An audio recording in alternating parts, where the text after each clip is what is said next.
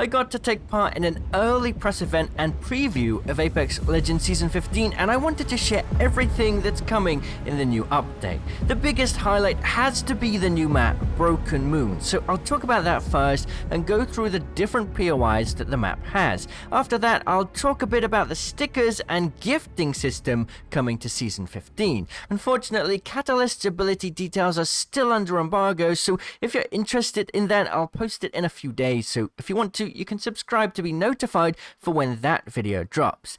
So let's talk about the new map, Broken Moon. We've already seen an in-game teaser of it, but I have to say that version of it is far more bleak and boring than the real map. The real Broken Moon is actually a very colourful map with all sorts of different design elements and biomes. It almost feels like many different maps all in one. Every POI has its own unique feeling, and you're not getting the sense that everything is just copied and pasted. There's so many different design elements and different structures that make it unique all over.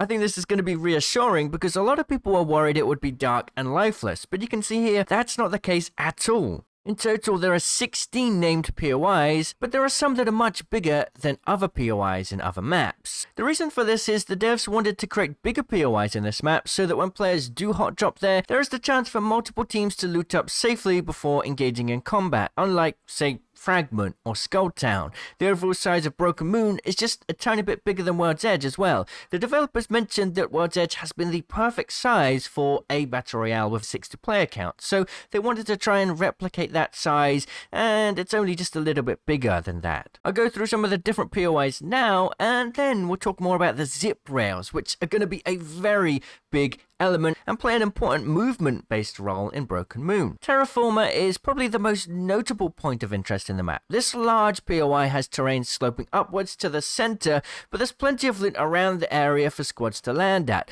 The entire POI is symmetrical, so you have an equal chance at winning fights against other players no matter what side you land at. Alpha Base is a POI with a lot of dense buildings offering close quarter fight opportunities. Next, we've got Stasis Array and Atmo Station. Then there's Perpetual Core, which is the POI we saw in the teaser in-game. Bionomics is probably the most beautiful POI, and it's got a lot of buildings tightly packed together, offering some fun fighting for hot drops. We have Breaker Wharf, Production Yard, and Dry Gulch on the Rocky biome, and also Foundry, which is a large POI with a lot of inside space. You'll find a lot of zip rails inside too. You'll also find Cultivation and Promenades as two more POIs in the Grassy biome. The Divide is another POI which is reminiscent of Broken Relay, but with a twist. There's a bunch of zip rails connecting both sides. These aren't zip lines, by the way. We'll get more into detail on that soon.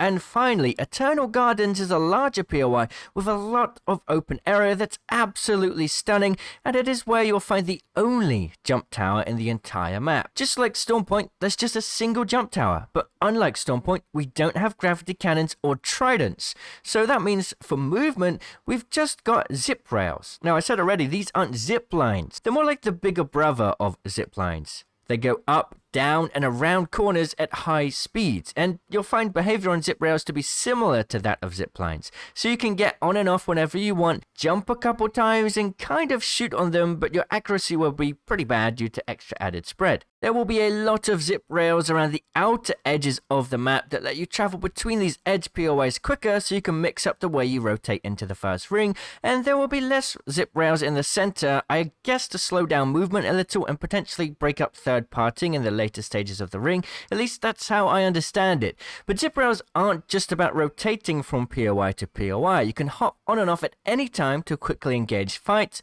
push squads, escape fights, or even chase down other zip railing players. Unlike gravity cannons and jump towers, which you just use very quickly to rotate, these are a much more integral part of gameplay on Broken Moon, and you're going to be using them a lot, incorporating them into your everyday movement. I think this is the most exciting aspect for me in Broken Moon, and I'm really curious to see how the play evolves as people get used to it, and also how the flow of gameplay feels in ranked. Speaking of ranked, we'll get Broken Moon in the first split, and I'm not sure about the second. The devs weren't quite clear on that one, and for unranked, we'll have Broken Moon, World's Edge, and Olympus in rotation. So next, let's talk about gifting.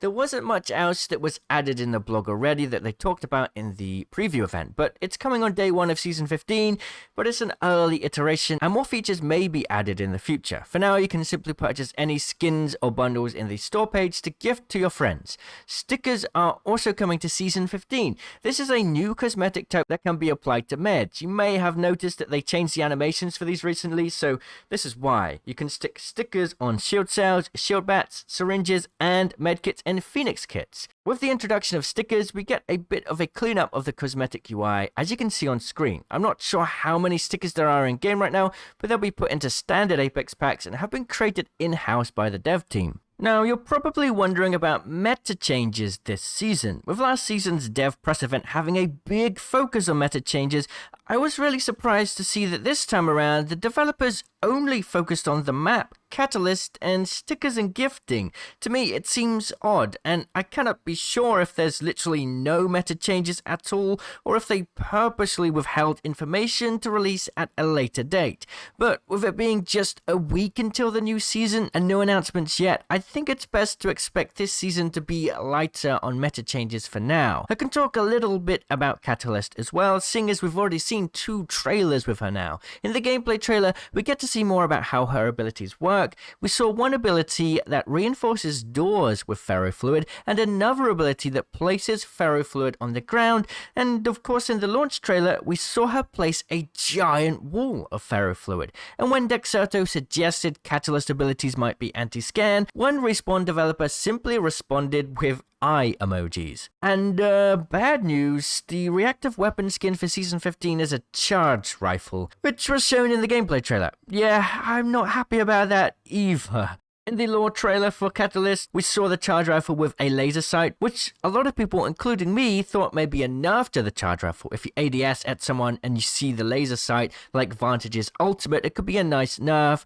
to make sure you know you're being named at by that weapon. But in the trailer, we don't see anything of the sort, so I can only assume it's not like that. I want to talk about the lore of Broken Moon. If you're interested in how the map was made and how the story ties into it, and the evolving story of Eduardo and the Syndicate and all that stuff. 3 decades ago, as foretold by an ancient prophecy, Clio, the moon of Boreas, was struck by a comet. Whilst this brought debris and chaos to the world below, the Broken Moon also presented a unique opportunity to experiment with terraforming technology. An atmosphere was created and a stasis net installed to try and hold what remained together and prevent the apocalypse for the planet below. But as the public lost interest in funding their work, they turned more and more to privatization and eventually the deep coffers of the Apex games. So this is the same very moon that we get to see in the Sia lore trailer, and it's the moon that a lot of people on the planet Boreas blame Sia for. They think because Sia was born at that same time, it was his fault the moon exploded. Now Sia set out to try and fix this issue and sort of redeem himself to his people, but as we saw in the launch trailer for the new season, Sia was kind of duped by Eduardo, who was currently sort of the head man of the Syndicate, and somehow now the Syndicate is in control of developing the moon, and they just turned it into the next arena of the Apex games, and the people of Boreas, and particularly the Broken Moon, are even angrier. So I don't know how that story is going to evolve, but I can imagine Catalyst and Sia really aren't going to like each other. Alright, that's pretty much it. Thanks for watching, everyone. I'll see you in the comments. Cheerio!